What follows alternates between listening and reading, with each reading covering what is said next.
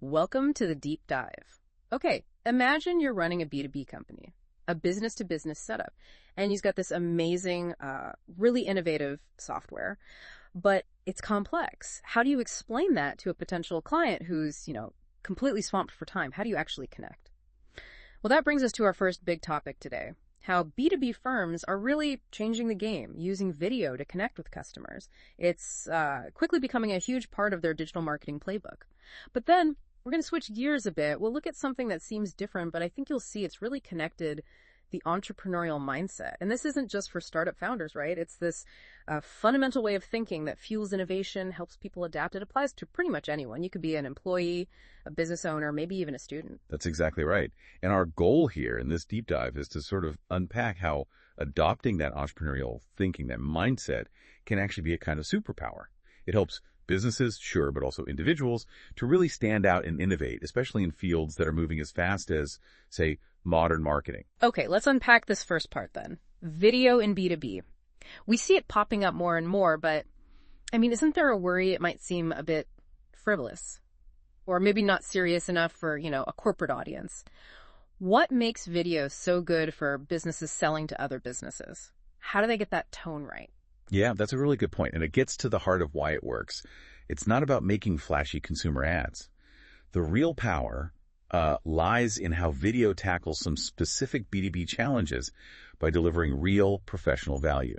So first off, it's fantastic at communicating complex ideas. Think about it. B2B solutions, they're often intricate, right? Definitely. Lots of features, maybe technical details. Exactly. And video lets you show those features, demonstrate the benefits visually. It makes things clearer, more engaging.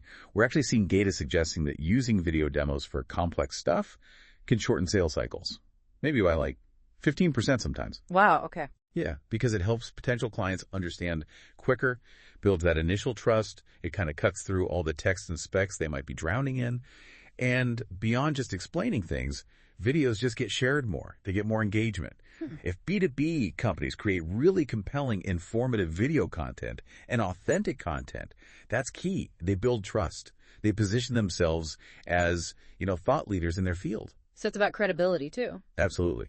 And another big trend is live streaming. Think professional webinars, detailed product demos, live Q&A sessions. These aren't just one-way streets. They create a direct connection right there in real time. Boosts engagement, helps build relationships. Interesting. Plus, companies are getting super smart with personalization. They're not just blasting one video out. They're tailoring video content for different customer groups, different industries maybe, which leads to marketing campaigns that just resonate more because they're speaking directly to that audience's specific needs or problems. Yeah. And critically, it's all measurable. The analytics now go way beyond just view counts. You can see how long people watch, where they drop off, even test different calls to action inside the video. Right. So you can make smart, data-driven decisions and keep improving. It's iterative. Okay, wow. So it's really not just about putting a video out there. It's strategic. It's about building trust, showing value, even relationship building through things like live webinars. That's actually a bit of a mind shift for me. It really does sound like a powerful tool for cutting through the noise and showing what you offer in a way that, static text just can't quite manage. Okay, so we've seen how video can help with those big B2B challenges. But, actually doing new things, like really investing in advanced video marketing, it's not just about having the right tech, is it? It's also about the mindset behind using those tools effectively. And that leads us right into our second topic, the entrepreneurial mindset. What is that exactly? What makes someone with that mindset different? And how does it apply if you're not launching a startup? Right. Well, the entrepreneurial mindset, fundamentally, it's a collection of mental attitudes, behaviors, skills, things that push individuals to, take initiative, to be okay with uncertainty, to see challenges actually as opportunities. It's really about being adaptable, innovative, proactive, no matter what situation you're in. It's definitely not just for founders. It's a way of approaching any task or problem with a sort of forward-thinking, solution-focused view. Okay. And when you break it down, there are some core traits that really stand out. First, there's resilience, which, practically speaking, isn't just about getting over a huge failure. It's also about tweaking things after a video campaign didn't do so well, or figuring out a tech issue during a live stream without panicking. It's seeing those little bumps, not as failures, but just data, information to learn from. Right. Learning opportunities. Yeah, exactly. Then there's opportunistic thinking, that kind of knack for Seeing a problem and immediately thinking, okay, how can we turn this into something good? Maybe a new feature, a great video idea, maybe even a whole new service. Self-belief is huge. That confidence that you can make good decisions, reach your goals, even when things look tough. Crucial if you're trying something new, like a different marketing strategy. Yeah, you need that conviction. You do. And adaptability. Being able to roll with punches, adjust quickly when things change, like, say, a social media platform changes its algorithm overnight. Curiosity is another one. Just that genuine hunger to learn, explore new ideas, new markets, new ways of doing things, like finding the next big thing in video tech. And finally, risk tolerance. Which doesn't mean being reckless, but being willing to step outside your comfort zone, make calculated moves, knowing that, a bit of risk is often necessary for growth. Okay, this is where it gets really fascinating for me.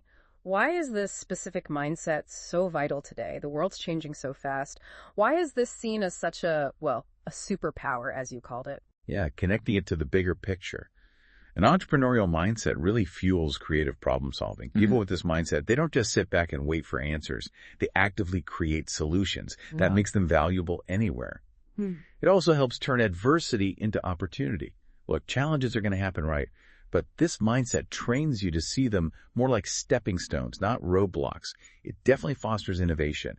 You're always looking for better ways, new approaches, helps you or your company stay ahead. And maybe most importantly, it empowers you. It helps you feel like you can take control of your future, shape your own path, rather than just reacting to whatever happens. And the really interesting part, it's not something you're just born with. It's something anyone can actually develop and strengthen. Okay, so let's tie this all together. How does this powerful mindset actually fuel something specific and forward-looking, like, say, B2B video marketing? Where's the direct connection? Oh, the connection is incredibly direct. Think about it. Deciding to embrace something new, like video marketing, especially the newer stuff, like live streaming for webinars or Q&As, that takes a certain willingness to step outside your comfort zone, right? Yeah, definitely. It could feel risky. Exactly. And you need to adjust quickly if things don't go perfectly. That directly taps into those entrepreneurial traits we talked about, risk tolerance and adaptability.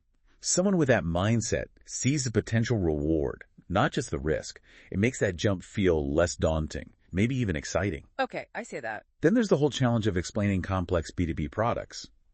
An entrepreneurial mindset sees that complexity not just as a problem, but as an opportunity to get creative. How can we make this clear and engaging using video? They don't wait for the perfect solution. They brainstorm ideas. Maybe it's an animated explainer, a customer testimonial series. That's opportunistic thinking and creative problem solving in action. Right, turning the challenge on its head. Precisely.